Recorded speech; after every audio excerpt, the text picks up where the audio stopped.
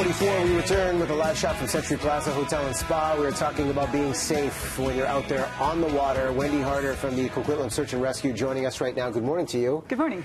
We wanted to get your comments on the Canadian drowning report here in 2018. This was prepared by the Drowning Prevention Research Centre of Canada, and they looked at the most common places of drowning when it's oceans, rivers, and lakes, and the results are essentially, they're surprising. They're surprising. It's for 2018, the report is showing 38% of the drownings are actually in lakes. And why is that? Why are lakes such a risky area?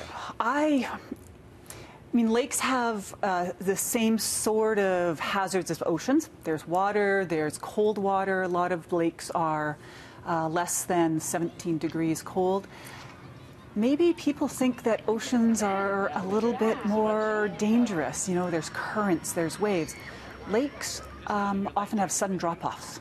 They have cold water, they have waves as well. So perhaps people are thinking that it's just a little safer. You can see the other side. It just looks so friendly.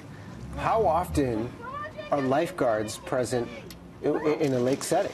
There's very few lakes in Canada that actually have a beach with a lifeguard on them, compared to many oceans with public beaches are lifeguard patrolled. And what do you find are some of the most common mistakes as you're working with communities that want to go out there and enjoy the elements of what's missing when they're going out to hit the water? People aren't prepared. So if you're a non-swimmer, you should be wearing a PFD. If you're a child or a non-swimmer, you want to wear a life jacket anytime you're in the water, whether you're swimming or wading.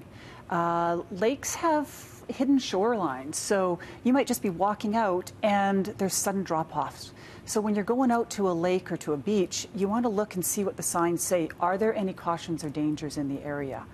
If you don't know how to swim, there's lots of great programs out there that you can take, a Learn to Swim program, Swim to Survive program, and keep yourself safe. Swim with a buddy, wade with a buddy, have somebody there with you. Sunscreen on the water, I know you've talked about, is a big factor. Staying hydrated, yep. Limiting use of alcohol when you're out there on the water. But something really interesting is the temperature of the water, and how does that truly impact you if you're jumping in and you have that element of surprise? So cold water can bring upon a what's called the gasp reflex. So you jump into the water, you fall into the water, cold water splashes into your face. Your larynx can actually start to spasm, making it hard to breathe. When that happens, it brings on panic. So somebody is panicking, their larynx is closing up, not allowing them to breathe. They're panicking, taking in more breath, more water's maybe getting into their throat, into your lungs, and your larynx at one time is going to close so that you can't breathe. And when it finally does open 30 seconds, a minute later, your body's starving for oxygen, and if you're underwater at that time, you're not bringing in air, you're bringing in water. Many factors at play. There are many factors at play, yeah. And we're speaking specifically to lakes, but for rivers and oceans, what are some other keys to keep in mind? Very similar. Wear your PFD. Respect where you're going. You know, if you are going into a river, there is current. So even if you're wandering into a river up to your knees, you could have a current sweep out your legs and you're down into the river, into the main flow of the river very quickly. And another factor too, how important is it to watch timing of winds when it comes to lakes? Definitely.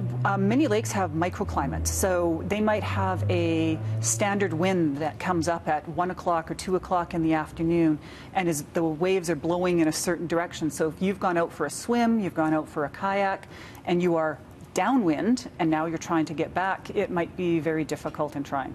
Resources you'd recommend for people that are going out, especially with the family, and they want to be safe, where can they find out more? Canadian Life Saving Society has a lot of great information. They've got links even to swimming courses, Swim to Survive courses. BC Adventure Smart has general links on anything to do with recreation. Coquitlam Search and Rescue, we've got links to many different areas as well. Well, I'll be checking out those links. I still have yet to learn how to swim. Your mom learned how to swim at 65? 65. We grew up on going cabining in a lake, and Mom didn't know how to swim until she retired, finally had time, and took her swimming lessons. That's going to be my inspiration right there. Wendi, thanks so much for coming on. You're very welcome. Thank you. Stay safe on the waters. We'll upload this segment to the site, too. Great reference points in the summer season.